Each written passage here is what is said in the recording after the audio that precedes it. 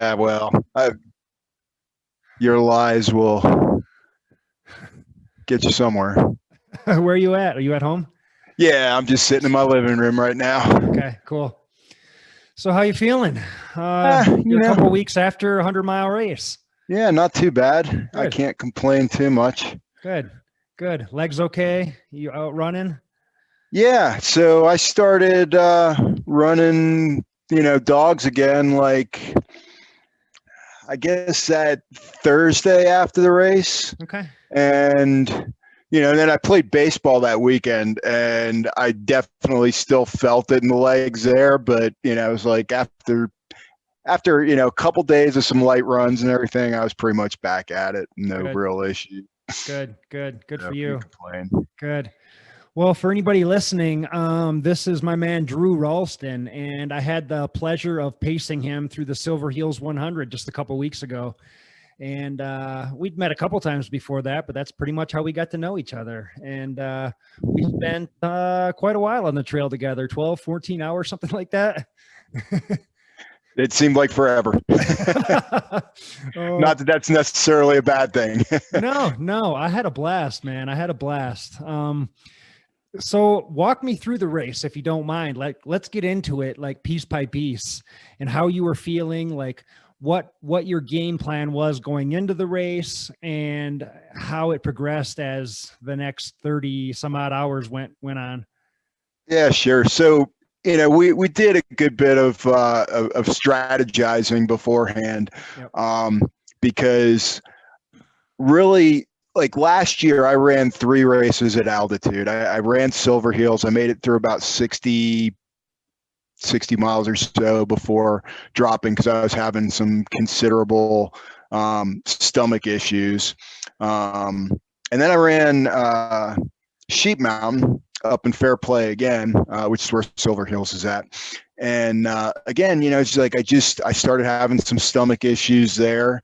But I gutted it out for the 50 milers. And, it was weird because I continued to feel sick after the race. And even as I, decreased in altitude, and I made it down all the way to like 7,000 feet. Basically, pulling over the car every so often to get sick on the way down. But then finally, once I made it down to about 7,000 feet, I started feeling better. But it was just weird. So it was something I wasn't used to. Yeah. And then I ran another one down in Westcliff, the Sangre De Cristo 100. And that went monumentally wrong for a couple of reasons. I got off course right at the beginning. Started having, like, again, stomach issues pretty early in the race. And I made a decision there that I just could see the way I was moving and looking at all the time that was spent, at the beginning of the race off course. So I did about 9 miles, like 2 hours almost off course. Whoa. And I was just like, man, I am not gonna. Sooner or later, I'm gonna miss a time cut, and it just wasn't my day. So I was like, okay, let's pack it up and figure out what we're going to do for for the future. But anyways, with those things in mind, really I kind of went into this race um, thinking I was just going to race my style, which usually is run full gas for as long as I can, and then once I run out of gas, hang on for the rest of the day and see, and then work through the issues as they come up. And after talking through it a bit, it's like, okay, let's look at a better strategy. And it probably wasn't my idea so much as it was yours, and it was Kristen's idea. I didn't say too much when we were pre-gaming. Yeah, You kind of told me what your game plan was, and I didn't really say too much. yeah. But it's kind of like, okay, let's just run by feel. Let's not worry about metrics. Let's not worry about pace. Let's just run the way we feel like running, Okay. and don't try and do something that is unnatural just to fit into a standard mold. Like everybody says, you got to hold back at the beginning, which it's just not my natural style of running. Okay. So I was like, let me just run the way I feel comfortable. And it seemed like a great idea. And to be honest with you, I don't know whether it would have worked or it wouldn't have. I felt beginning of the race. I wasn't running like a breakneck pace. I felt like I was really running within myself, and then I just got cooked at about the 25-mile mark. Literally, this is something I've never had happen before, to this degree at least. But I was on an incline. It was, it was relatively shallow. It wasn't something that was unrunnable per se.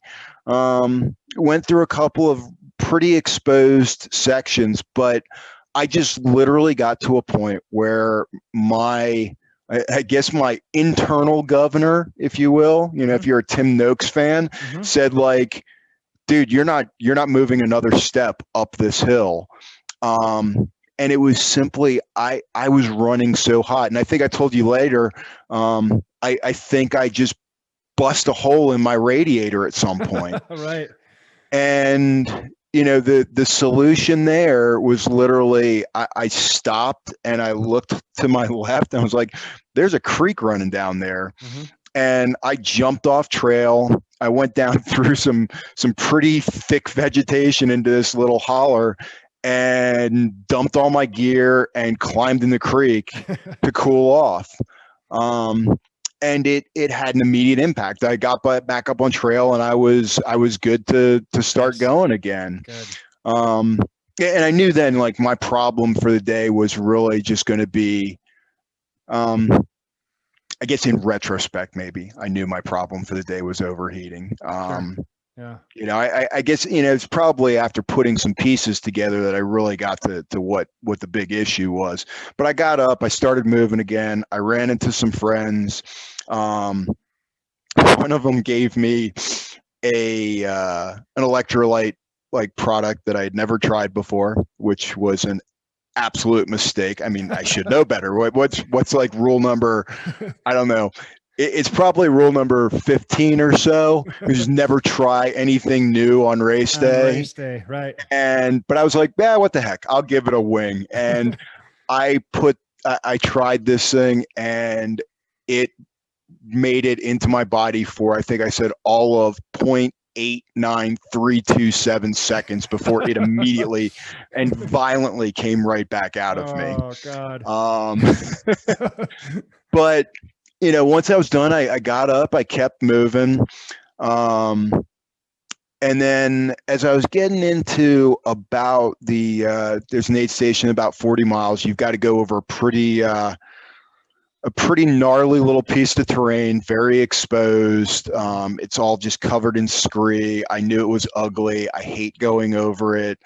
And I cooked again, and then, got sick one more time coming into the 40-mile aid station. That was the first time I said I actually got sick of natural causes, not doing something stupid. Right. But I got in there and I was like, and I knew I was just simply overheating. And I was like, and we talked at that point. I was like, man, it was great. I knew I had a problem. I busted a hole in the radiator. I fixed it. I got going again, but man, I'm overheating again. Yeah. So I remember he asked me, he was like, what do you need? I'm like, I need to go get in that creek again and cool down. So we rolled over. I did a nice little push up in the creek to get fully submerged. And I felt great again. And I got out after doing a little bit of work in that aid station, moved for a little while.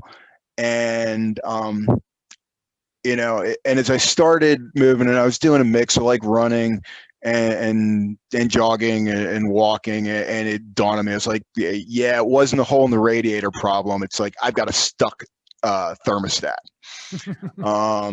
So at that point, I really realized it was just going to be a day where my racing day was over per se.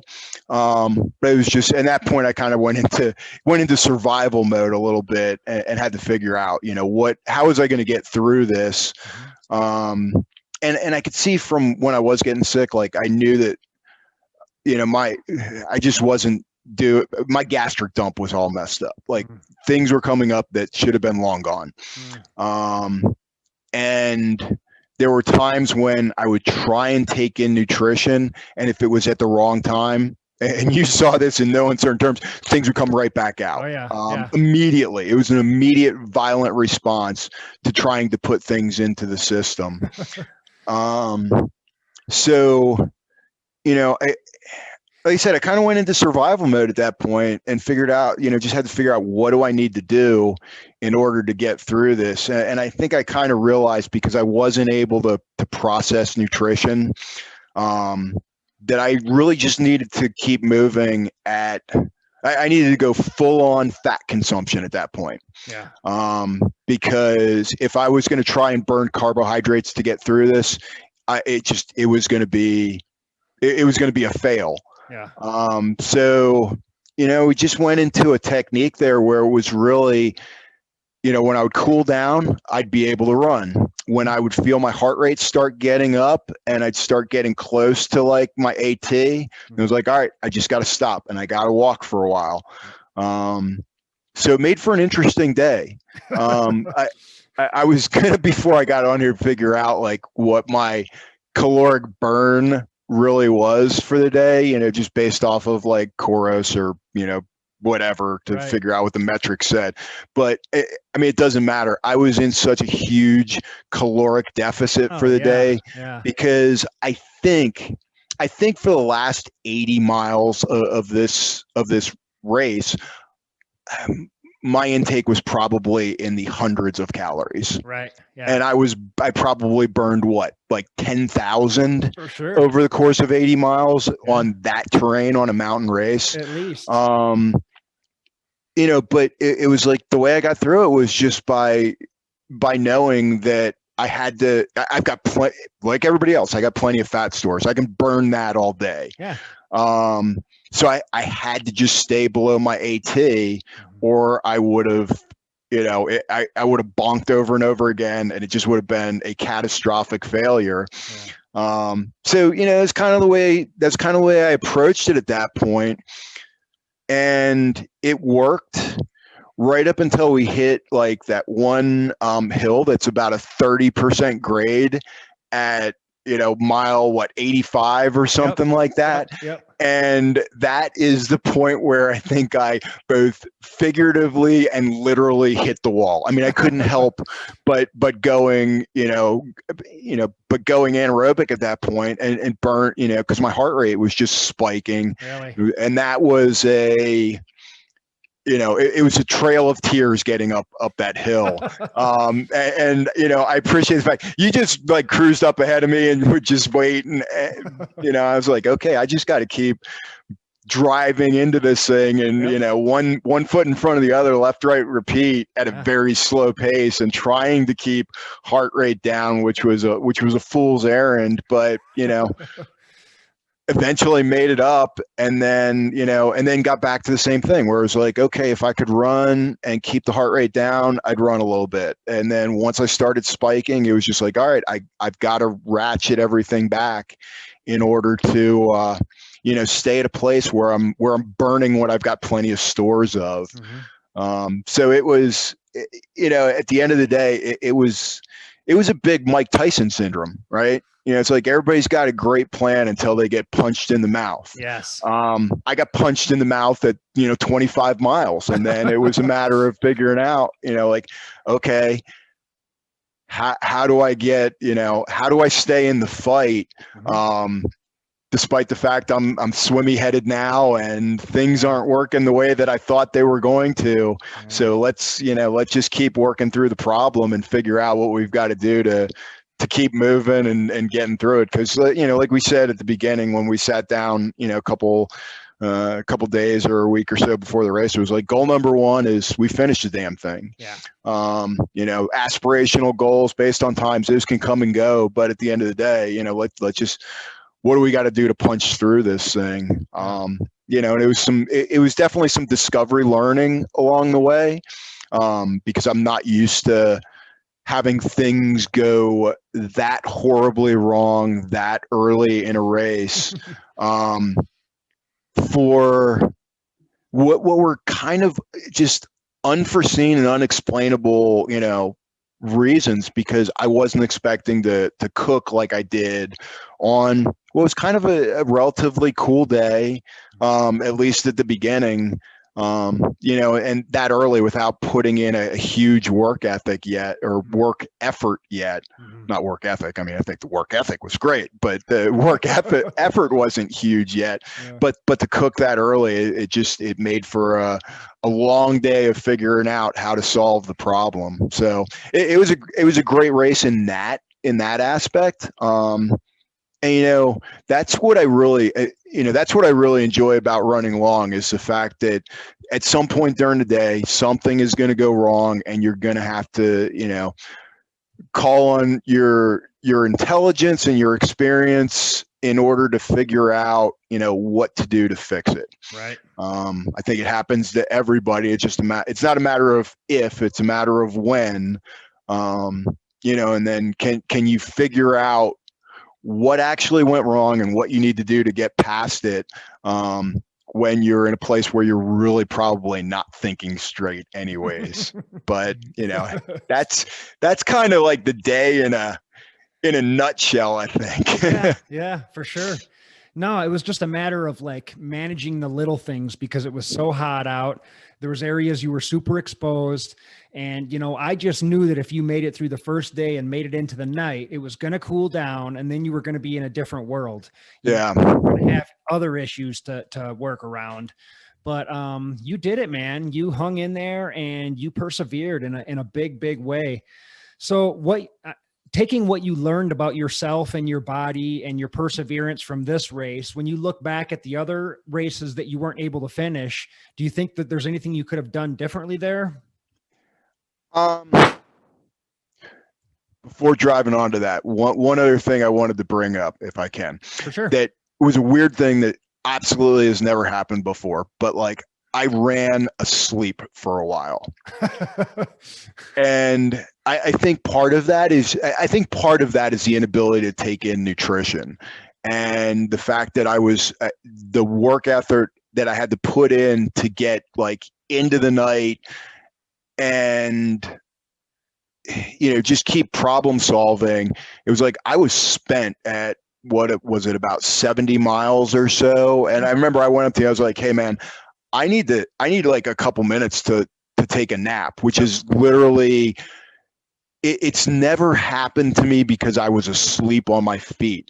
But there were 50 milers who were running the same course. They were just going in the opposite direction. And I can't tell you how many times I like heard somebody go like, hey man, you're doing great. And all of a sudden I woke up mid-stride about to crash into somebody. I was like, okay, this is new. I've never had this happen before. And I was just like, man, I really need I need like 15 minutes to lay down. Yep. And the change that made was just incredible. That it was like, wow, that 15 minutes like saved my day, because I knew coming out of that aid station where I took a nap that we had a hard cutoff that we were running against. Yep.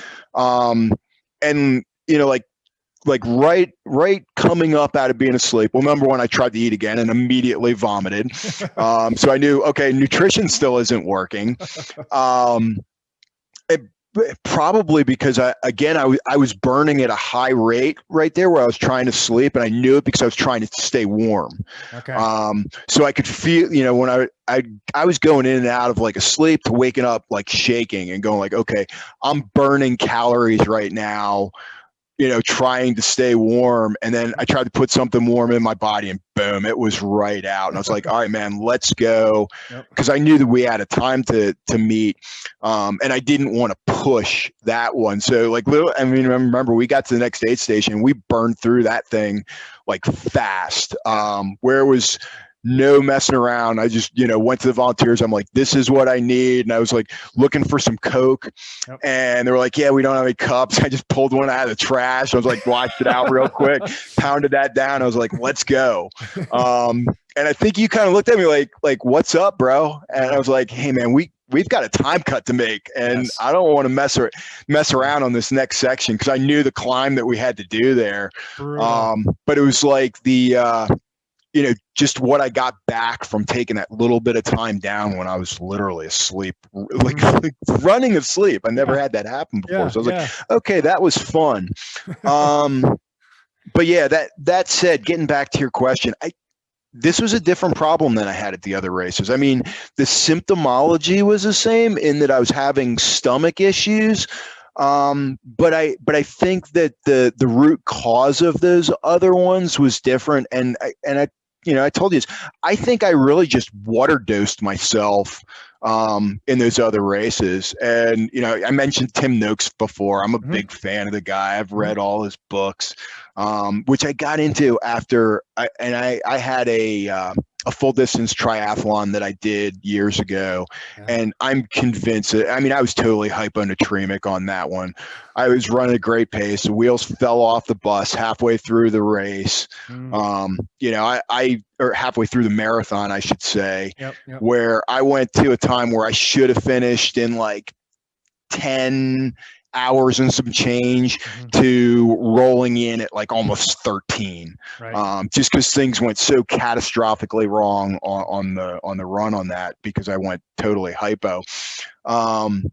And so, I started studying a little bit about how that happens and everything. And in retrospect, after I looked at some of those races that I ran last year and the fact that, my condition wasn't improving as I decreased in altitude and whatnot, I was like, and I felt pretty convinced that it was just like, I just put too much water into my system for those.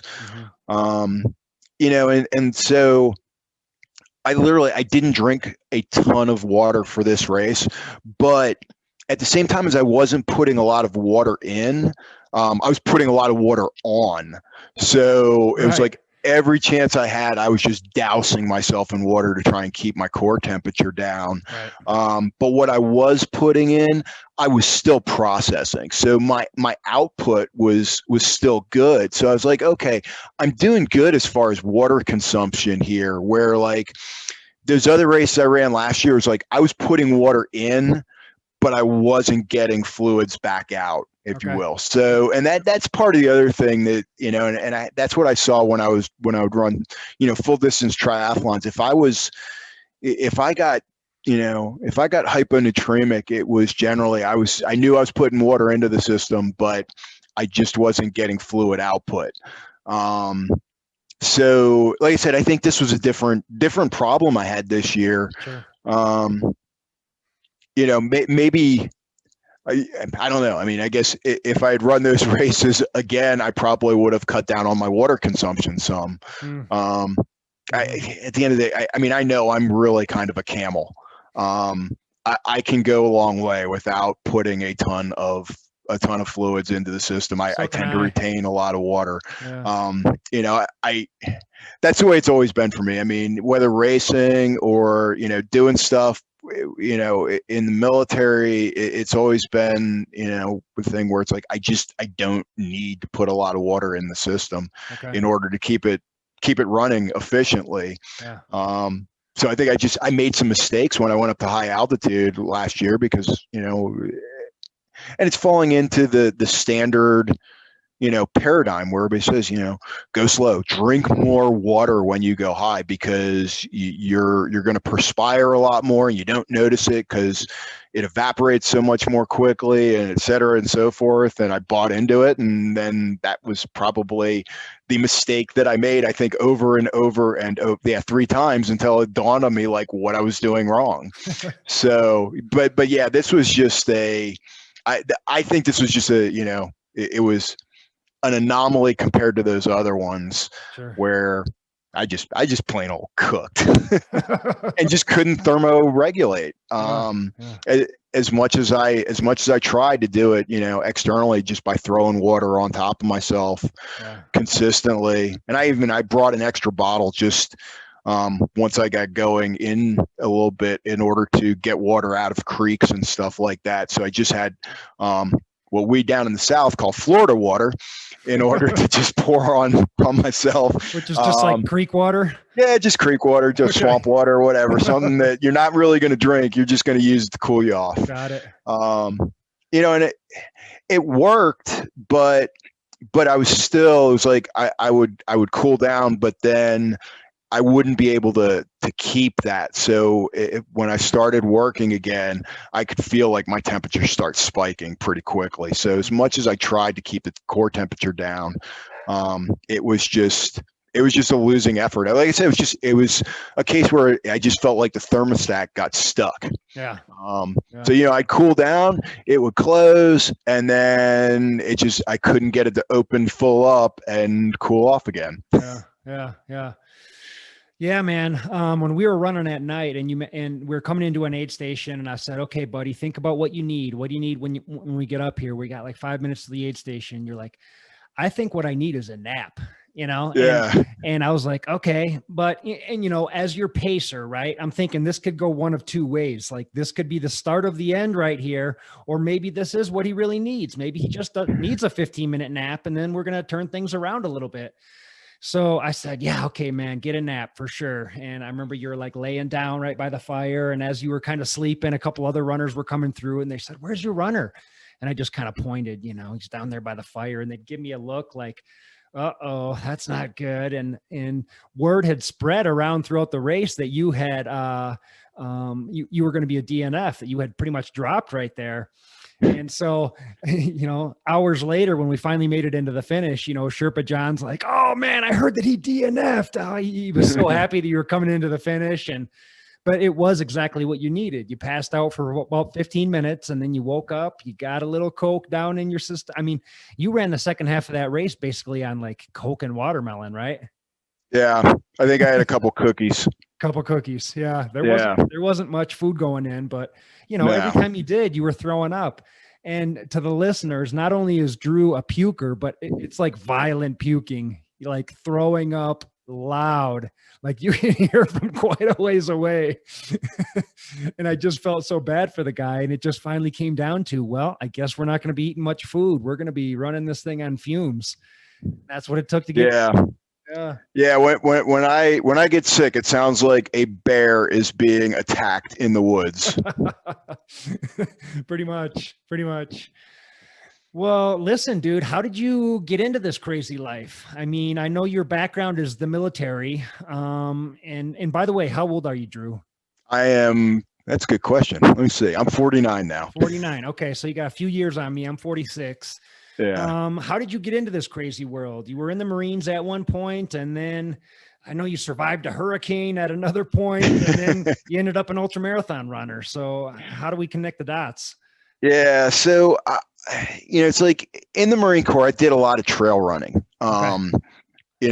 Like I was stationed in Quantico as a staff platoon commander at the basic school there, where we train all of the brand new lieutenants. And I would take the kids out on the trails all the time and just, run them to death. But it wasn't anything long. It was like the longest we would usually run is like maybe 6 miles. Okay.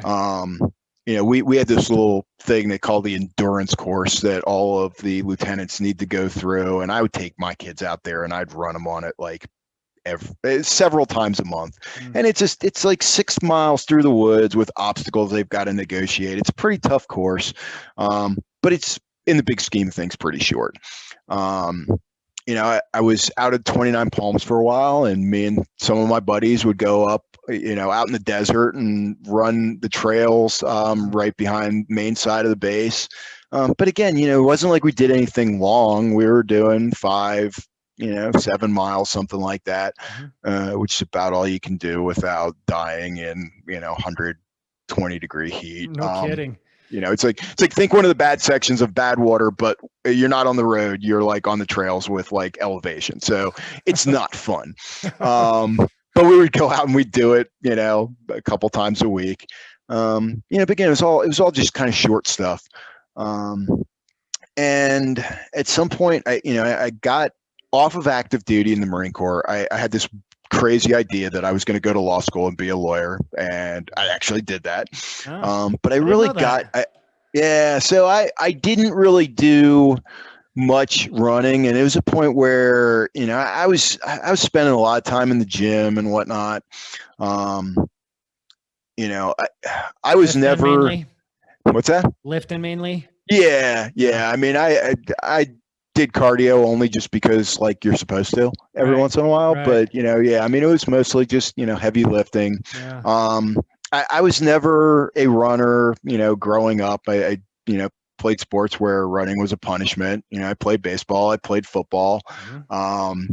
It you know, when I went to college, I really transitioned over and played pretty much exclusively rugby, and did that because I'm not built like a runner. I mean, I'm built like a middle linebacker more than I am, You're you know, carrying some extra an weight. endurance athlete. Yeah. You got Yeah, some muscle in so you know, I doing that, and you know, part of playing rugby, and I continued to do that as I, you know, got older, is just, you know, playing with a good bit of muscle mass. So, you know, I was relatively big. I mean, not obese per se, but I mean, I was carrying some decent weight. When I go to the gym, I could easily, if I went to the gym, bump up to like 220 right now. Really? If I wanted to, without really thinking about it too hard. What did you weigh when we ran Silverheels? When you ran Silverheels? It was probably about 175, 180, Really? something like that. Okay. Yeah. So, so yeah, you know, it's like I was doing things that weren't really running. You know, some stuff where I was carrying some more mass on me and whatnot.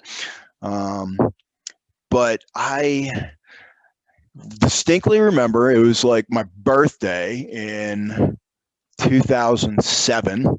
And I was sick. I had like a stomach flu or something.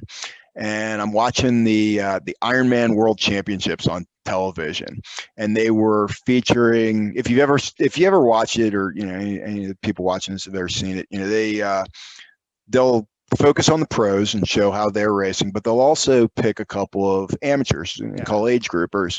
And one of the age groupers that they were following that year is a guy named Scott Rigsby. He's a double amputee below the knee. He got in an auto accident when he was like 17 years old.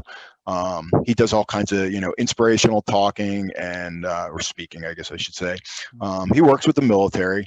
But I was just watching this guy run this race, and I'm sitting there and I'm thinking, man, how far south have I gotten that I'm feeling sorry for myself because I've got a little tummy ache, and I'm watching this guy who is a double amputee run a 140-mile race. Yes.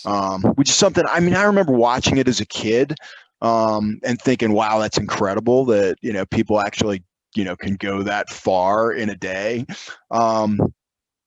But I never thought it was something that like I would ever aspire to do. Sure. But, you know, laying there on my birthday, feeling sick and feeling sorry for myself, I went, you know what? If that guy can do it, I'm going to go do it. And so I started, I like I said, never been a runner. I'd run a couple 5Ks as a kid. You know, I'd done some trail running, but, you know, that was part of work. I was never a cyclist. I was never a swimmer. I was like, I'm just going to go out and do that. And I just jumped in with both feet and fell in love with it for a while. I ran my first half Ironman down in New Orleans. I had never, I don't think I had ever run a half marathon at that point in my life, at least not on purpose.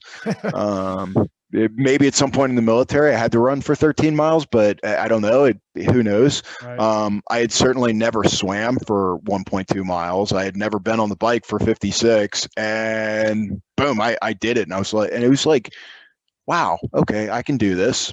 You know, had a stint where I had to take some time off from running tries. I went to, I got deployed to Afghanistan for a while, came back, tried to run an Olympic distance triathlon, which is, you know, considerably shorter. You know, 20 so miles on a bike, 1,500 on the swim, and then about 6 miles running. Worst event of my life. I thought I was going to die. Really?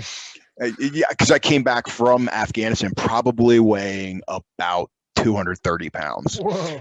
And yeah, I was hitting the gym hard when I was Really? overseas. Wow. Yeah. So I blew up to epic size. And like 2 weeks back from from being overseas, I'm like, well, let me go run this race and just see how it goes. And it went horribly bad. But I got through it and got back to training and worked up to full distance race. And again, I'd never run a marathon. The first time I ran a full distance Ironman, I had never been on the bike for 112. I had never swam 2.4 miles. Put them all together, and went and I ran in Louisville and made it through. And I was like, wow, I absolutely love doing this. Yeah. And so I got hooked on it for a while, and I kept doing it for a few years. I've probably done like 12 or so full distance tries at this point. Ironmans? Yeah. What's that? Full distance Ironmans? Yeah. So like I think 10 of them have been Ironman branded, and then there's another 2 that were other folks that, other organizations. But so that's really what I was kind of doing. And then there was a day that my girlfriend and I were supposed to be going out paddleboarding, and she's a big ultra runner. And has been doing it for far longer than I have. And so she's like, hey, let's go, before we go over to go paddleboarding, let's go visit some of my friends who are out running this 12-hour ultra. And I was like, yeah, sure, let's go. And, so we hung out for a while, and I got bored. And the RD for this race, he really, he doesn't care if somebody jumps on course and paces somebody for a lap or just goes out and runs a lap. He's like, well, whatever, get a taste of it, and maybe you'll come back and run one of my races. Cool. So I was like, I'm bored. I'm going to go run a lap and see how it goes. And I just got out on course, and I had a blast. And then I kind of remembered, I was like, man, I used to like running on trails. I should start doing this again. And it was just like, it was almost immediately, I fell in love with trail running at that point again. And start, and I was like, okay, well, let me start racing, and just see how it goes. And I think the first ultra I did was, I want to say it was 100K. Okay. And I think I finished like 3rd or 4th or something like that. I mean, it was a pretty decent day. Looks like Red Dirt Ultra 100K overall. Yeah, place. I think that was it. Yeah. So I mean, it was like I had a pretty decent day. I was running in first place for like 30 miles or something like that. Yeah. And then at some point it was like, okay, I just kind of had to ratchet things back a bit, because I was like, I probably ran too hard at the beginning, but again, that's my style to do, and then just hang on and see what happens. And so it's just like, okay, well, this seems to be all right. Let's keep doing it. And let's see if we can bump up in distances. And then, I think a year or so later, I went to do the same organization. I went and tried to run I think it was a 60 miler on another course, and again in Louisiana. And I realized about halfway through that I actually had a medical issue, where I found I was just having shooting pain in my foot, where it felt like somebody had put a razor blade in my shoe. And it was just messing everything up. So I started, it was like my foot started messing with my knee, because my gait was getting thrown off to compensate. So I taped my knee up, and that was like, okay for a while. But I was still compensating. So it started messing up my hip. I was like, okay, well, let me try and tape this too. And that didn't work. And probably about 40 miles in or so, I was like, if I keep going, I'm going to need to tape my eyeballs before I get through this thing. And I'm like, this isn't like pain. This isn't hurt. This is injury. So I went to the podiatrist, and the guy's like, yeah. He's like, he did all his little tests and x-rays and everything. He's like, I got some good news for you and some bad news. What do you want first? And I was like, well, give me the bad news. He's like, all right, all the shoes that you brought me in to look at, he's like, thank you for doing that. Throw them all away. I'm like, okay. great. That's a couple $100 worth of That stuff I'm sucks. going to have to replace. And he's Yeah. like, the good news is I know what's wrong with you, and I don't think I'm going to have to cut you open. Okay. So he's like, yeah, you've got a neuroma in your left foot, Mm. and but what you need to do is you need to buy shoes that let your toes splay out, because otherwise you're just going to keep having this problem. So I just, switched over brands, and miraculously it went away, and I decided to make a 100-miler my redemption run after that. And so did my first 100 in, I don't know, I guess that was late 18, early 19, something like that. Yeah, it looks like early 19. Red Dirt Yeah. 100 miler in Louisiana. Yeah, so I went back to that same place, and because it's a really neat course. Nice. And and knocked that one out. Actually, I did have to take a nap during that one too, but that was Yeah. just because it was like I wasn't falling asleep while I was running for that. I was just like, I'm just tired. I think I just need a little break. Yeah. And then Which I have video of you sleep running, by the way. Yeah, That's pretty awesome. yeah, and again for that one, it was like once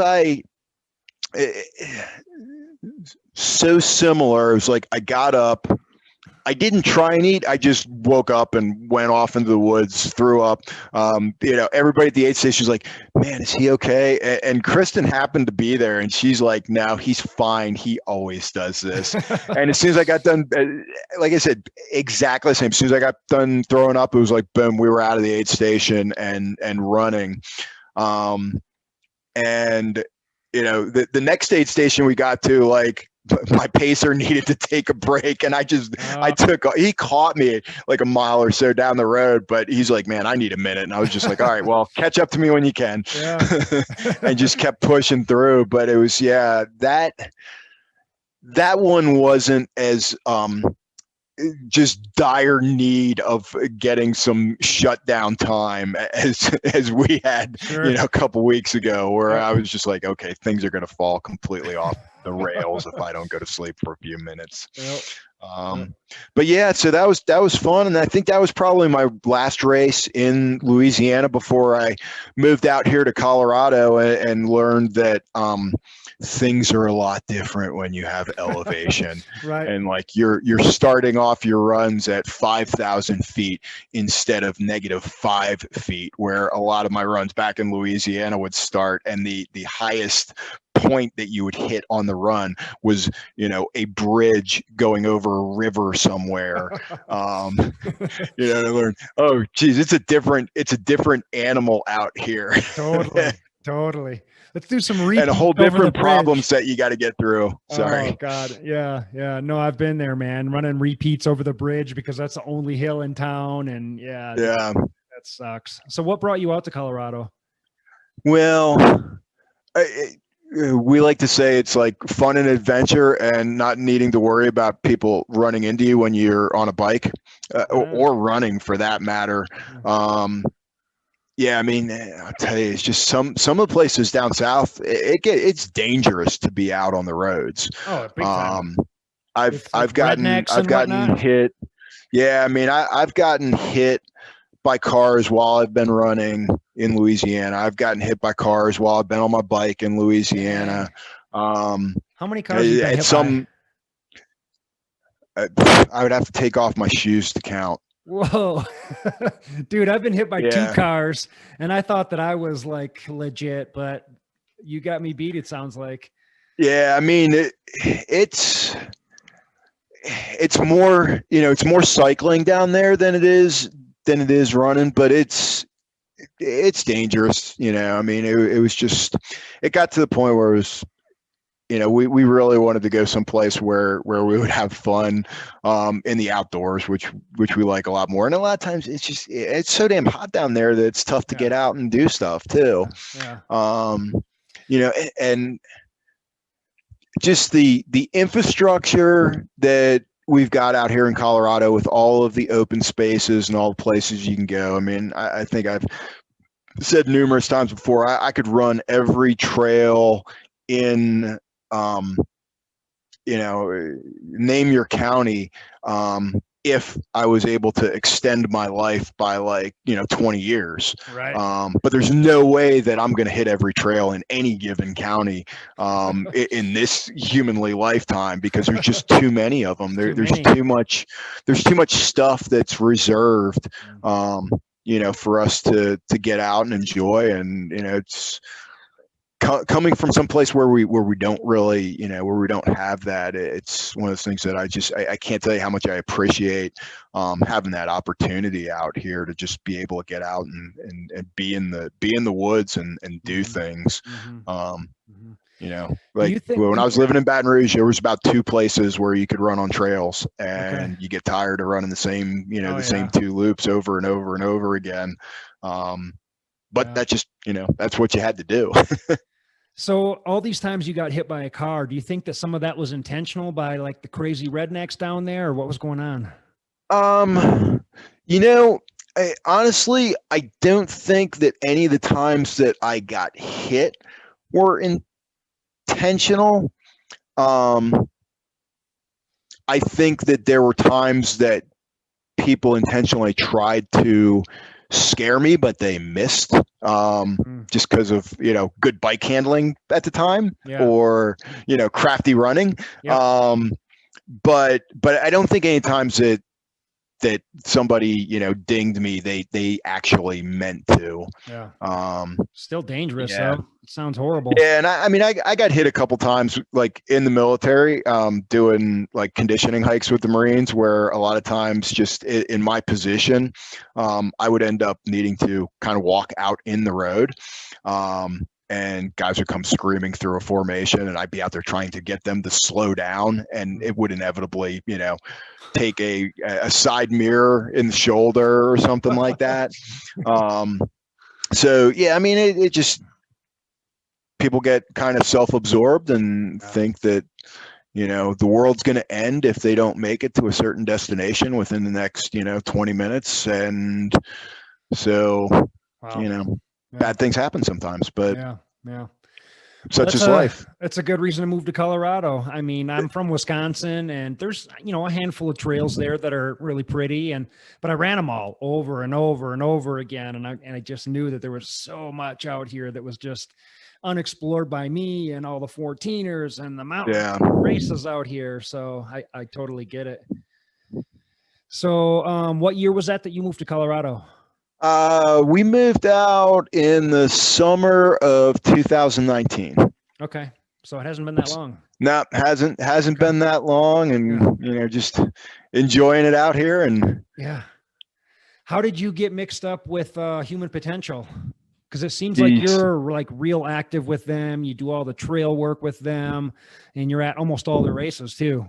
Yeah. So, purely by luck, I literally just was looking for races to run and did an internet search and came up with, and found Human Potential on the internet. And it was probably, I was going into the winter of 19. And of course, they're the only group who is foolhardy or brave enough, depending on how you look at it, to run like winter ultra marathons. Totally. So they're out there year round. Yeah. So I go out and I run this one out in Golden at White Ranch as my first race with them, which is since moved. It's going to be out in Staunton State Park this upcoming year, but it's a little 55K race called Sawmill. And I think it was still snowing maybe when the race started. So, we had ice all over all of the technical sections of the course, which also happened to be in the shadiest spots of that park. And so, it's like, I've never run with traction on before and completely destroyed the ones that I was running with. They exploded like halfway through the race. Nice. and there's some decent little inclines on that race course, which I absolutely hated the first time that I ran it. And now I love going out to White Ranch and running, the steeper sections of the course that have, like bowling ball sized boulders everywhere that you have to negotiate through as you're running up or down Belcher Hill. But it's like that first race, I was just like, man, I love what these guys are doing. Cool. And then just started looking at some of the, I guess then I ran the Fat Ass series that they put on that winter. And I'm trying to remember, because I guess Sawmill is actually part of the Fat Ass series. So I may have signed up for the Fat Ass series and then just did the race as part of it. But I think I ended up coming in first in the Fat Ass series that year. And it wasn't that I did anything phenomenal other than I just showed up and ran a lot, including days when one day it was a blizzard that I had to take like 3 different routes to get out to the site where the run was. Oh, really? And got out there and realized that I was post-holing immediately through like thigh-deep snow. So I went home and I grabbed my snowshoes and did like 18 miles in snowshoes that day. But I mean, that's literally how I came in first in that series, was just by showing up. And it was like, if there was a day that there was a run to do, it was like, all right, well, I'm going to go out and do it. Nice. So it wasn't like I was doing anything phenomenal other than just consistency to get there. But, and HPRS runs a lot of like really interesting races that most people don't do. I mean, there's one that you got to pull ping pong balls out of a bucket to figure out what your what route you're going to run next. Right. So nobody runs the same route. And you did pretty good at that race as well. Yeah. So, and it's fun just because you never know what you're going to get. And so I guess it was not this last year, but 2 years ago when I ran that race, there was a route that I hadn't pulled all day. And they literally, as the day goes on, they start pulling some of the longer routes out just because you've got time cuts to make it back down to the bottom of the hill. And so I kind of like begged and pleaded. I was like, hey, and I got to a point where I had a choice of what route I was going to run. I was like, hey, can I run the yellow route? And they're like, well, we pulled it because there's not enough time left. And I'm like, I think I've got enough time.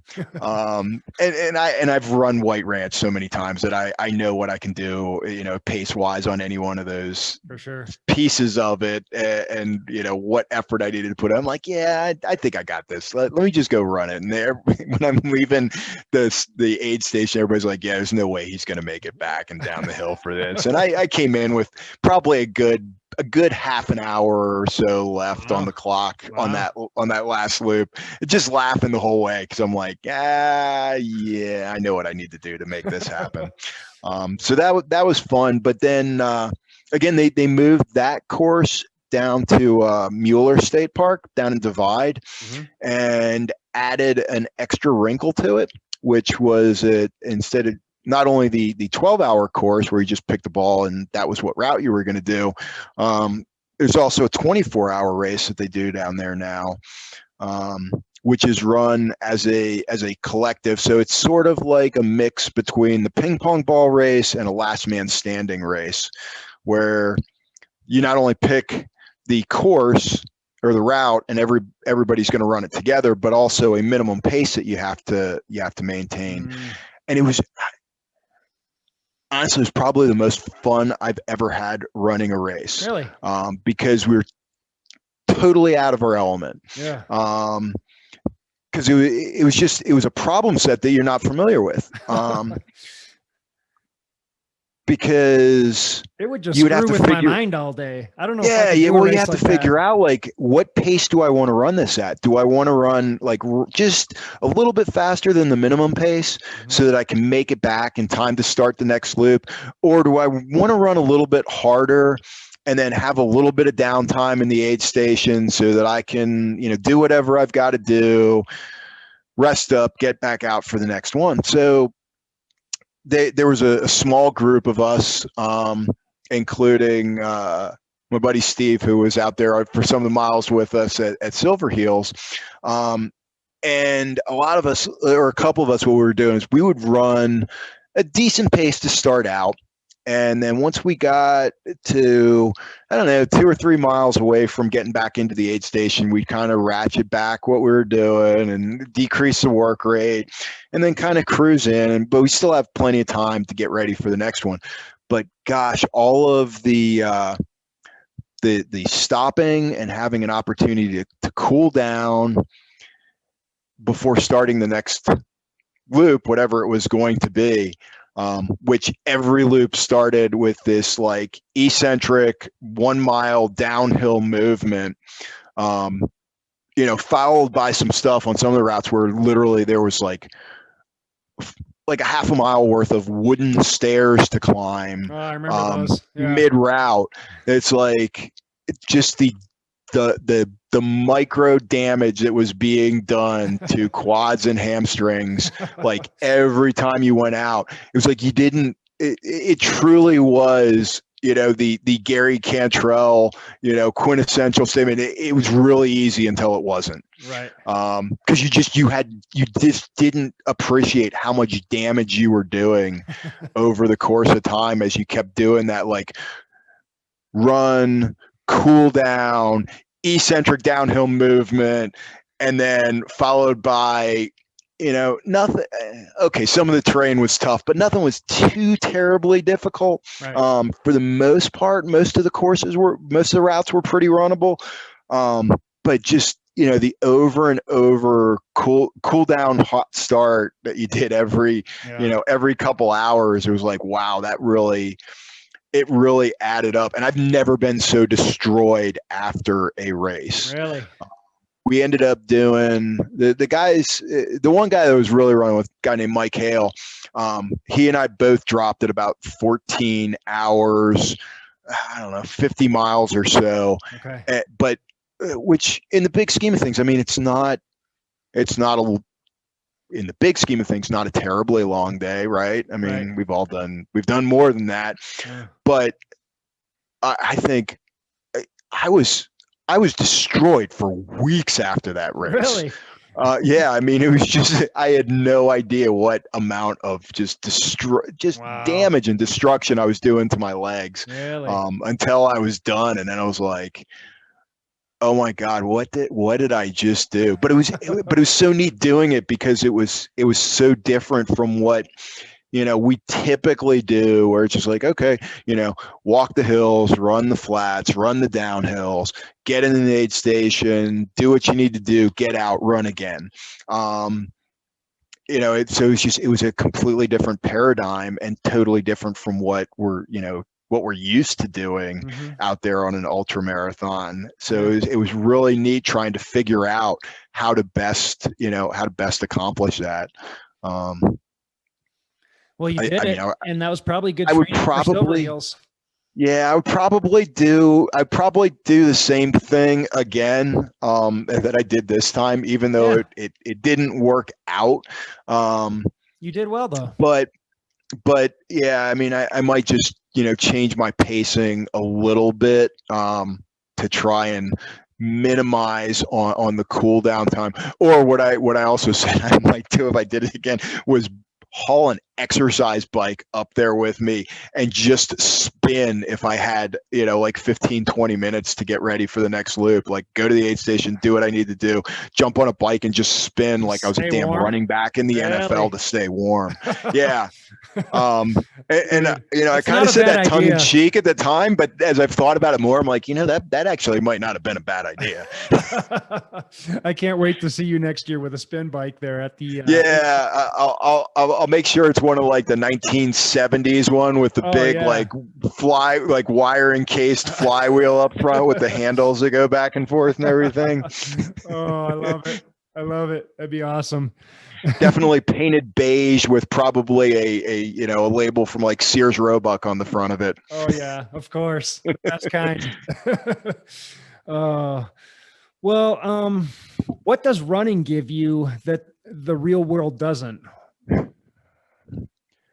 I don't know. It's like, and I think I know kind of where this question usually goes, because I mean, I know that there's a lot of my compadres who they picked up running for a reason.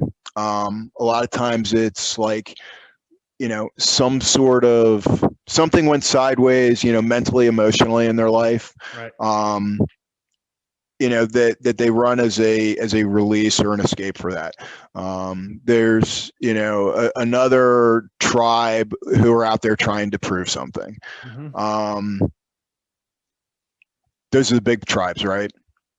Yeah. Either that or it's an escape from addiction or something. Because I mean, I probably have a somewhat addictive personality, but I've never really struggled with like substances or anything like that. Okay. So, and I don't really fit neatly into one of those tribes, Mm-hmm. if you will. Mm-hmm. Um, I enjoy the damn science experiment that I think running long is. It's like I love I love getting into that Mike Tyson moment, where it's like I did get hit in the mouth. And so now I've got to try and figure out, what I need to do to get over, around, or through the problem that I've gotten into on that particular day at that particular moment. And I've said this before in other forums that it's like medicine and physiology and all those things that you kind of have to grapple with when you're out running long and things go sideways on you are not exact sciences. There's some general rules to them, but a lot of them they're not hard and fast. No. And so there's a lot of just there's discovery learning, there's figuring out like as an individual what you can and you can't do. What your physical limits are, what your mental limits are, and how do you get past those, or how do you fix problems when they come up. This race we just ran, it was one of the neater one of the cooler things that I've done, just because things went so sideways so early in the race. I've never had a moment where like mentally, I think it was mentally, just my brain said, you are not moving one more step up this damn hill. Physically, I think that I could have done it. I could have pulled back my pace. I could have dug into that hill where things went really, really sideways on me, and gutted it out and got up it. But mentally, I just went, no, it's not happening right now, bro. And so I had to, sit there and figure out like, okay, why have things gone the way that they have right now? And it's like, okay. And I quick did a systems assessment and went, okay, what's wrong? What are you doing? What are you not doing? I was like, okay, you're running hot, man. All right. How do we fix that? Well, I could use, the water that I've got on me, but it's a long way to like my next aid station. And I know that putting a lot of water in the system is detrimental to me generally. So let's see, what can we do? I was like, man, that stream looks really enticing right now. I can't see it, but I can hear it. And I know that I know Crooked Creek is down there to my left someplace. And man, it was a fight getting down in that thing. I mean, I went through like brambles and thickets, and it was like fight for life to get down into that damn creek and just lay down for a minute. But it was just that's what I enjoy doing is the problem solving of running long and figuring out what, what you need to do in order to fix things. And that's what I like about racing. And I guess, and I was thinking about this beforehand because it's one of those other questions that I get a lot coming from a triathlon background, is people go like, hey, what's harder, running 100 miles or running a full distance triathlon? Right. And my answer is always yes, absolutely yes. Racing an ultra marathon is way harder in my mind.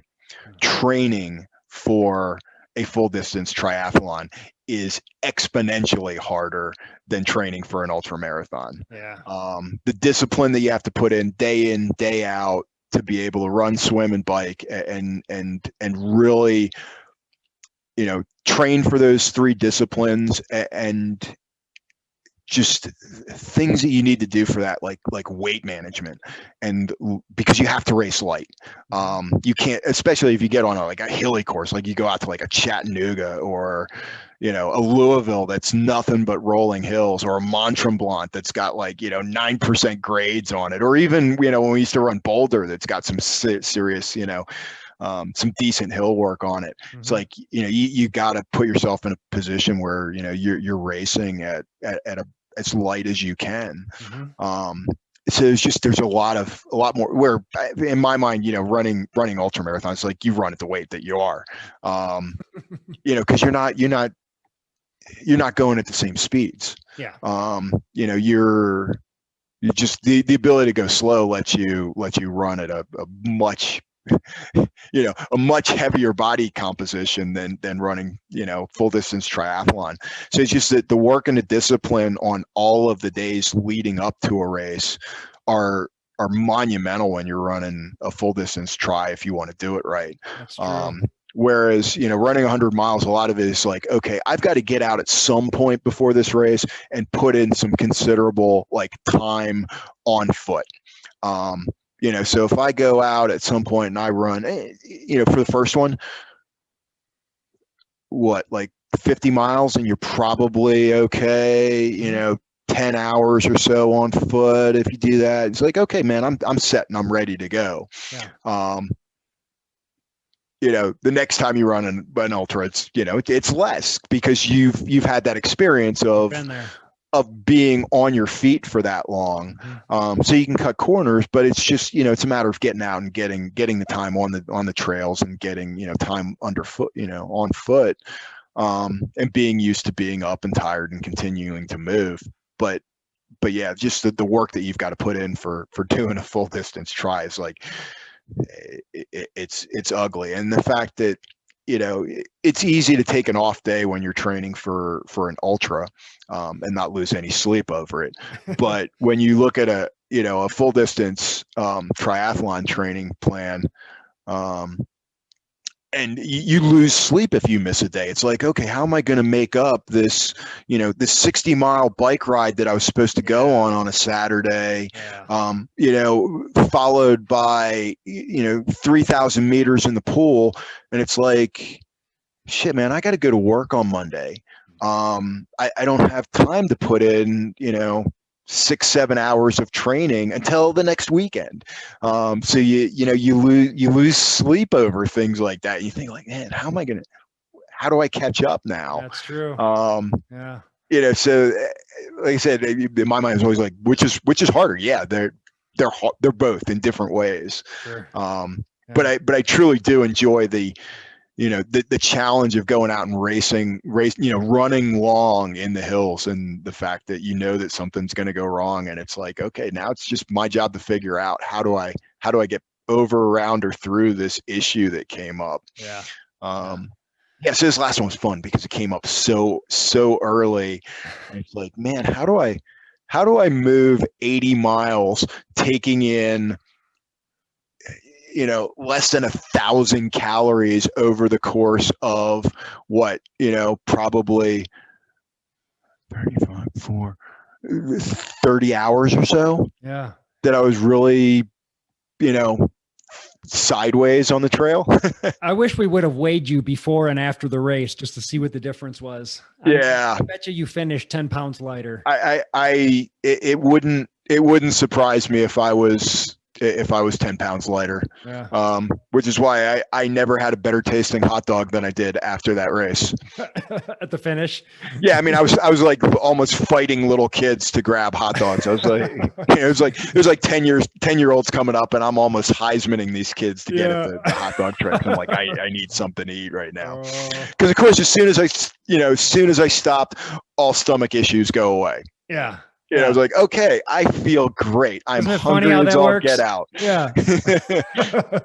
Oh, dude, that walk back into town, that was treacherous, man. That took forever. Yeah. I mean, that was like a 6 or 10 mile hike back into town after we had come out of the mountains, just on gravel roads that were completely exposed, no shade whatsoever. You're at, 95, 96 miles, just completely wrecked, just trying to hang on. The sun's just killing us. And we're just fighting for any little patch of shade. And we're just like, God, how much further, man? And then finally you get phone service. I'd Google it. Well, we got 4 more miles. And it's just like, oh my God, we've been going forever. Yeah. I think probably my happiest point in the entire day was when we saw that place where they had the crazy fence line that had boots and shoes hanging all over it, because we hit that and I was like, man, we got 2.5 miles to go right now. Nice. Cause I just ran a little warm up run the day before the evening before the race, and did, 5 miles out and back. So it was right there at that fence line that I turned around. So I was like, I know exactly how far we got to go now. Yeah. Yeah. Cause like my watch had died at like the 99 mile mark or something, or at least 99 on my watch. Cause every ultra, the distance has an ish at the end, right? Yeah. Right. So God only knows what the actual, yeah, I mean, who knows what the actual, distance was by any measurement. Right. Yeah, he'll make it 109 miles and call it 100, and bonus miles, so. Yeah, which I'm prone to running bonus miles, but stayed on course, I think, the entire time this go out. Okay. And so it was just it was just as drawn this time. Yeah. Yeah, because my problem is I get to having too much fun when I'm running, and I'll be the guy that just runs straight past a mark. Is that what happened at Sangre? Well, at Sangre, because we did the pre-race meeting over like Facebook Live or something like that, and somehow I missed like one tiny clause in the race directions, because what I heard John say was the course is easy. You just stay on the Rainbow Trail the entire way. Yeah. And then I think there was however, there's this one section right at the beginning where you make a hard right and climb up to Music Pass. So, and I mean, it's dark as all get out when we start. And we get to this first little like junction in the road, and I'm out in front of our group, because we were doing it in waves back then because of COVID and whatnot. And there's one guy who's running with me, and I looked at him and I distinctly remember saying like, hey man, we stay on the Rainbow Trail, right? And he goes, yeah, absolutely. And so 5 miles later, I get to this big intersection of trails, and I dropped him. He was a little bit further behind me, and so I waited for him to catch up, and I was like, hey man, what do you have as far as distance on your watch? And because for some reason I had switched mine over to like metric a couple days earlier, so I'm doing math trying to figure out how far I've gone, which I'm usually pretty good at. But always a great idea in an ultra marathon. Yeah, I know. So he's like, yeah, I got like 5.3 miles or something like that. I'm like, bro, we should have hit the turnaround for this first leg at like 4.4. So we turned around, ran all the way back, found the intersection. I'm like, oh, yeah, this is the one that was about a half a mile into the race. So we literally ran, like 9.5 miles, something like that, off course, in order to get to where we were supposed to be on course. At which point, it is just a like 4 mile uphill slog to the high point on the race. Of course. Yeah, where it's just, and it's, there's a couple technical sections in there, but mostly it's just like you're just climbing your butt off to get up to the top of this, this mountain pass, and hating life the whole way. And then, it's like we got up there, and I knew like how much time I'd wasted, and I turned around and I just opened it up full bore on the way down. And I went past one of my friends, Liz. She was out there running I think she was doing a 50 miler on the course. And she's like, man, you look great, but you also look like hell. Like, what's going on? I'm like, yeah. I told her, she's like, yeah, you're running great, but like, you look like you're about to die right now. Cause I was just running full bore, trying to get downhill to try and make up some of this, 2 hours or so that I just run off course. Dude, that sucks. So yeah, so that was part of my downfall. But yeah, I've got, and all of the HPRS guys pretty much make fun of me, because I do, I'll get off course and just keep going for a while just because I'm having too much fun. And then go like, oh man, I missed a turn. Yeah. And I'm always able to laugh about it afterwards or during the fact usually, but it's just like, yeah, well, it happens. Drew missed a turn again. Yep. I can hear everyone laughing about that. That sounds about right. Yeah. But that's part of the fun. I mean, if it was easy, they'd call it softball. Yeah, totally. Well, I can tell you don't take it super seriously. I mean, you train for the event, you show up, you do the best you can. But if you go off course for a little while, it's not the end of the day. I mean, bonus miles. It's all good. Yeah, we're out there for an adventure. Yeah, you got to enjoy what you're doing. Or there's no point in doing it. Totally. Yeah. Right. I mean, and I think that's part of the other reason why, what I enjoy about racing long and doing ultra marathons and doing things that are challenging is just, it's an opportunity to just be in the moment without worrying about all of the, all the stuff that at the end of the day, most of the things that we worry about in life tend to turn out to be inconsequential. Yeah. And so it's an opportunity to really, to also get away from all of the inconsequential background noise and just be in the moment for a while and do something that you can enjoy. And, in a setting that, if you take a minute to look around every once in a while, it's like, wow, this is a truly magical place that we get out to play in. So that's probably what I have a tough time doing sometimes, is just slowing down for a bit and going like, man, look at where I am right now and what I get to do. Totally. Gives you a whole new perspective if you can slow down and do that. Yeah. What's next for you? Are you going to be at Sangre this year? That's a good question. I don't know. Okay. I haven't made up a solid decision on that yet. Okay. Or what distance I want to do. This sounds horrible. Well, it sounds horrible to me, but I kind of want to go and run the 100 just because the buckle's so cool. Because I don't have a buckle with a unicorn on it, and so I mean, but I'm like totally like, I'll wear a buckle with a unicorn on it like every day.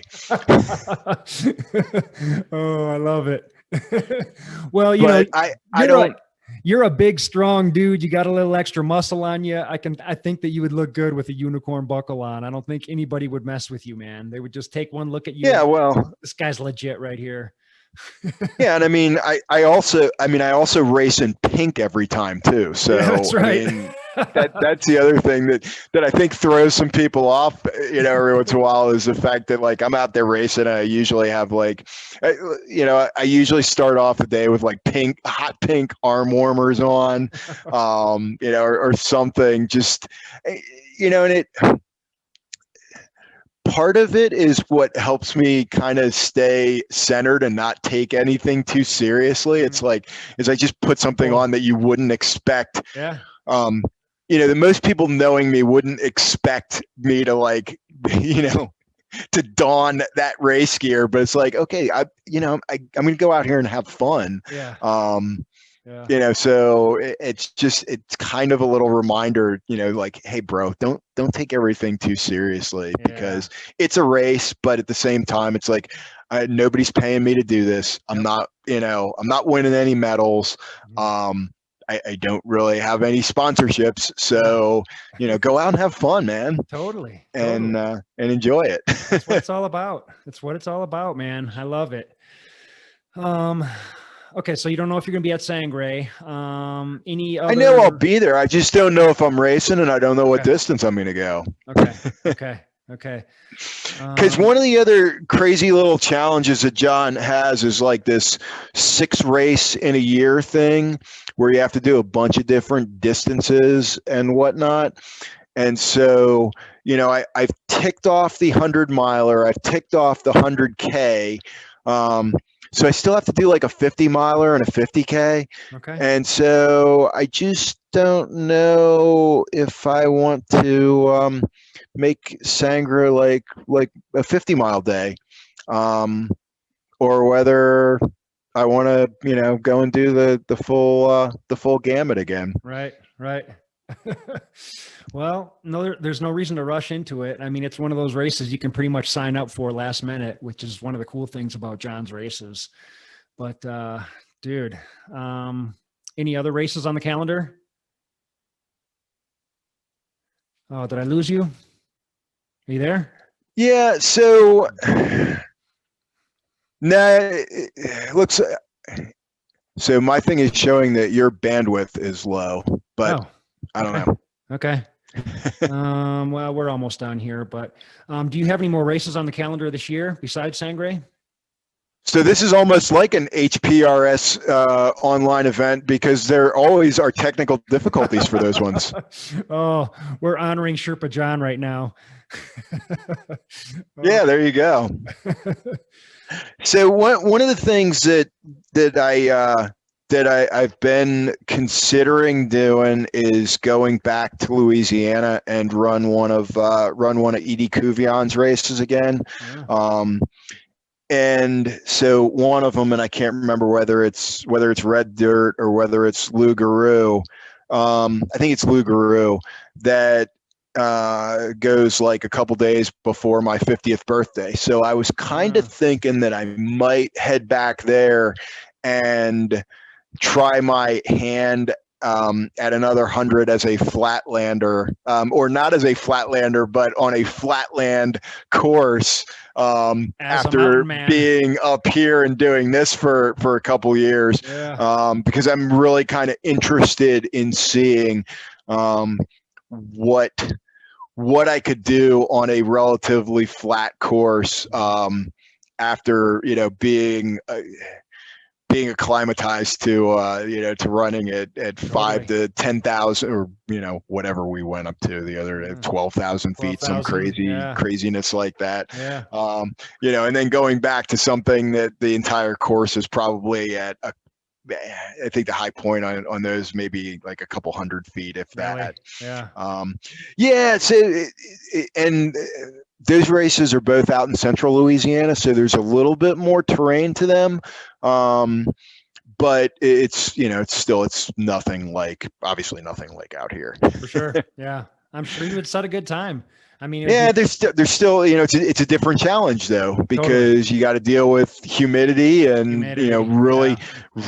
really thick air, although there's lots of oxygen down there. It's still hard to move because it's just thick, and you get muddy courses that have been torn up by packs of wild hogs. And so they give you something else to worry about in the middle of the night, as you every once in a while come across a bunch of hogs on the trail that may or may not want you there. Right, getting attacked by a wild pig.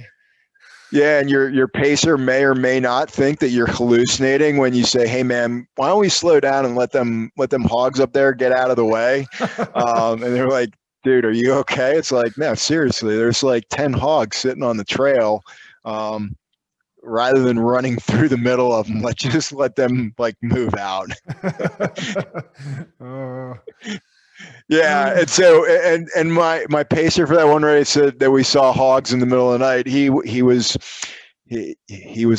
actually was a bit surprised when we kept walking. It was like we started hearing the grunting, and then he was able to see some of the eyes. He was like, "Oh yeah, you were right. There are a bunch of hogs up there. The hogs are real." Yeah. When we did Silverheels this year, you had your bib number upside down for most of the race. Can you explain that? What's that all about? Yeah, so I guess I did it after I DNF'd at Sangre last year. The next race that I ran, I don't remember what it was. I was like, okay, I'm gonna play a little bit superstitious because I grew up as a baseball player, and there's all kinds of superstition deal with that with not washing your socks for months at a time, and other silly things. Yeah, and then the other thing is like because doing triathlon, I got into cycling as well, and so one of the things with road racing as far as cycling goes is like there's one guy in the race who, except for racing in Italy where it's a lucky number, but every place else, usually the guy that pulls number 13 wears it upside down when they're racing. Okay. And so I just kind of put the two of them together, and I was like, I need to do something to kind of change my luck. Yeah. So I flipped my bib upside down and ran that next race. And I had a really good race. And so I was like, okay, let me try this for the next one. So I flipped my bib upside down, ran, and I had a really good race. And then it was some point it was like late last year, early this year, I can't remember which, but John, asked me to do his podcast, and that was one of the questions he had was like, man, it seemed like earlier in the year, you were really just he said this to me, like, it seemed like you were frustrated when you were racing because things just weren't going right. And it's like, but these last couple races, it's like it seems like you let go of that frustration and were able to change something. It's like, what did you what change did you make that had that effect on just the way you were running? And I just kind of laughed and I was like, hey man, I'm going to give you the honest answer that you might not like, but all I did was I flipped my bib upside down. And so every race that I've run since then, I've just worn my number upside down, awesome. Which in this case was fortuitous because not only did I get to be bib number 100, but I also got to be bib number 1. So it was just, and again, I guess it's part of the just like, a reminder to like, don't take it too seriously. It's like you're racing, but go out and have fun. Yeah. And so it's, sometimes it's like little things like that I do to just kind of remind myself to like, go out and have a good time, man. Because, you're lucky to be able to do this. Mm-hmm. So don't put too much pressure on yourself. And if things don't go according to plan, oh, well, that's going to happen. Work through it, figure it out, but try and have a good time when you're doing it. And if don't get frustrated, just live in the moment and have a good time. Mm-hmm. So, and God, like Kristen gets mad at me for doing it because she's like, she's like, you're that guy who, like, we're trying to figure out what your damn number is when you come into the aid station so we can mark off your time. And you're the idiot that's got it upside down so you can't tell what it is. So sometimes it just turns into, like, gobbledygook. Sometimes, unfortunately, it turns into another number. Like, I think I was 51 for one of the races, so upside down it's 15. 15. It just works out that way. Yeah. So I'm sure everybody was really, just pissed at me for that race, because, like, I come in and I'm like 51, and they're like, why does it say 50? Oh, Yeah. he's confused. but yeah, but I'm still going to just keep doing it, because it seems to be, if working. nothing else, it seems to be working. So, yeah. then that's a superstition side of it. If it works, keep doing it until it stops working, and then, 100%. do something else. 100%. If it's working, keep it up. I'm just glad it's like turn your number upside down instead of like turn your hydration pack upside down or something, Yeah. It could be worse. So something that is like, that makes things like logistically difficult. Yeah. For me, if it makes it logistically difficult for the aid station, I'm just like, I'm sorry, guys. Yeah. But hey, that's why I always say, what my number is coming in and going out. So Yep. Yeah. And besides, that thing's usually covered over by my damn shirt anyways. Yeah, right. They get covered up by your second layer that's around your waist. And yeah, and I still, like, habit from racing triathlons, I still wear mine on a race belt. Okay. So if I decide at some point that, in the day I want to change my shorts, it's like I just change my shorts and I put the belt back on and I'm good. Or if I want to, change a shirt, then, and, I don't have to worry about unpinning a number and putting it on something else. It's just like, it comes off, it goes back on, but unfortunately it gets covered up a lot. Yeah. And if I want to race with it behind me for a while, because it's just annoying me, I can turn it around and then, coming into the aid station, it's easy enough to just slide the thing back around to the front. Yep. 100%. Or flip it back to the right way when I'm coming into start finish, so I hope John doesn't disqualify me for having my number upside down. Which is what I did this time, was just like, okay, I'm just going to flip this thing back over. I think for pictures as much as anything, I was like, well, because there is with HPRS, there is some lore and some prestige to getting the number 100. So when I came back in and off course, I was like, I'm out of respect for the race series, I'll flip it back over and wear it right. Yeah.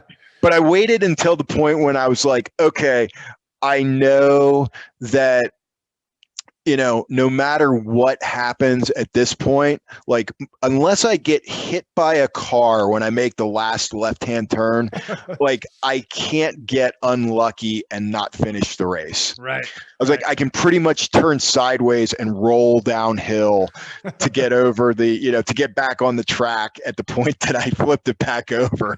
So I was like, all right, I don't have to worry about my luck running out by putting it back the right way, or the wrong way, depending on how you look at it. Well, you did it, dude. It was your second 100. You did it. You did it well. I mean, it was a tough mountain course. How much vertical was out there? Do you remember? I don't know. A lot. Yeah, and I tell you that part of the difficulty of it is just the grade that some of those hills are at and where they're placed. I mean, putting a 30-degree hill at mile, whatever it was, 80 something and change, in the middle of the day on Sunday, I mean, that's just that just saps the life out of you.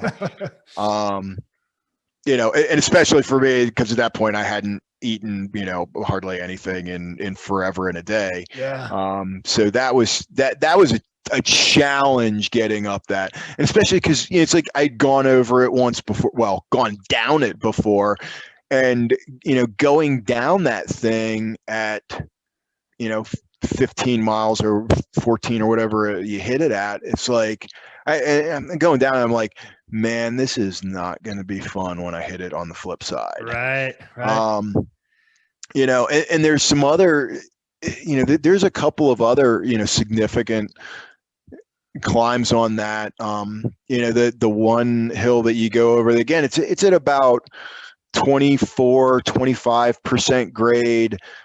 They hit about 35 miles, you know, after going through a pretty exposed section, and this hill is super exposed, and it's like just an easy place to cook because you're generally hitting it during a hot part of the day. I mean, I think I hit it like 1 o'clock or something like that in the afternoon. And it's like, oh, this is not fun, you know, but you just got to keep, you know, driving into it and getting up and over that thing. And it's, you know, neither one of those are really, they're not Colorado hills, you know, there's no switchbacks.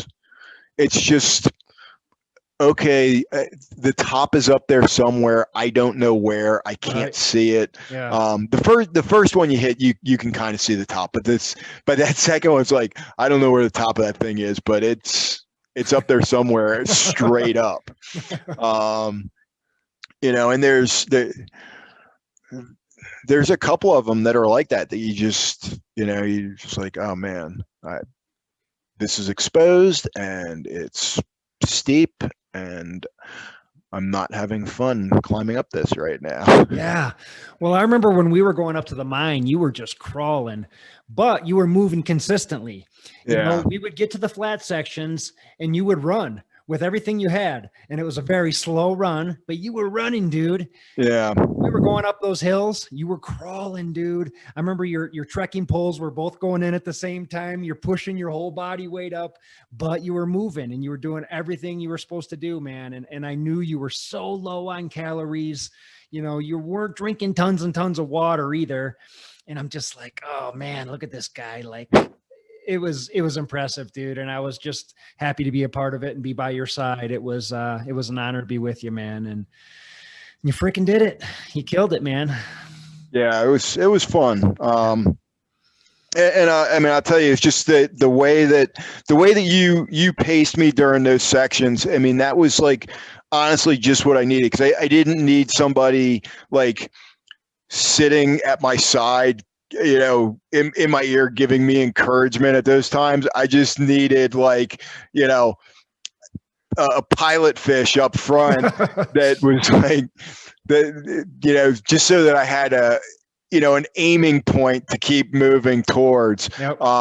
So that was, I mean, that was just, you know, it's one of those things that just instinctually you did just what I needed at that point without us really discussing how to get over and through that. So, you know, if nothing else, man, it was a great read on like how I was operating at that point. And I mean, I can't tell you how much I appreciate that, because I know it's easy to, like, kind of when you've got somebody there and you're shepherding them through a course like that, to be on their hip and kind of, you know, in their ear trying to drive them through something. But that just, it absolutely wasn't what I needed at that point in life. I could tell.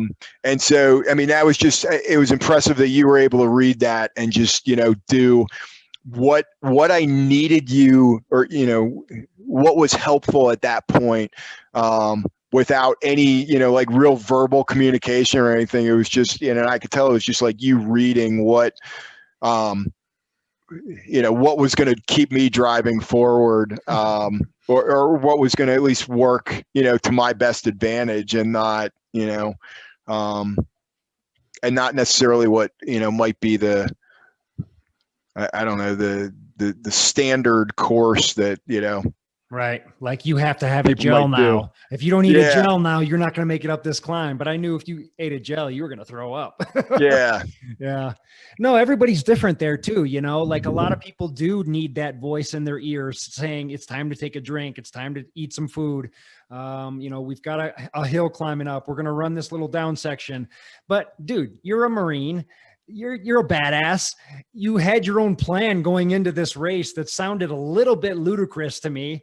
And I'm like, dude, this guy's doing his own thing. And whether it works or not, we're going to get to the finish. Like this is, we can do this. And yeah, man, it was just, there was a lot of times we were out there talking and having good conversation. And there was a lot of times we weren't, we were just silent, just marching along, just getting it done, man. And I cherish those moments because, I'm just thinking, God, this guy's a freaking badass. He's got 90 miles on his legs. How cool is this? I just love being a part of it, man. It fires me up. Yeah, it was a fun race. And, I really, as much as there were some points where it physically hurt, it was like I had a blast the entire time. Yeah.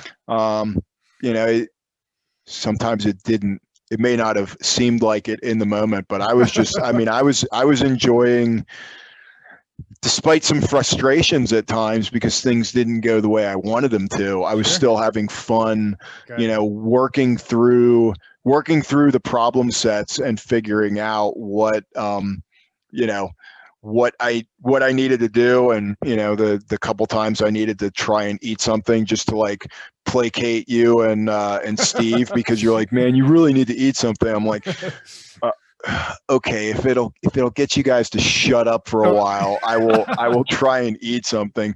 But the chances of it working are like somewhere between slim and none, and Slim stopped hunting like miles back. Because then there were other times when like you guys didn't say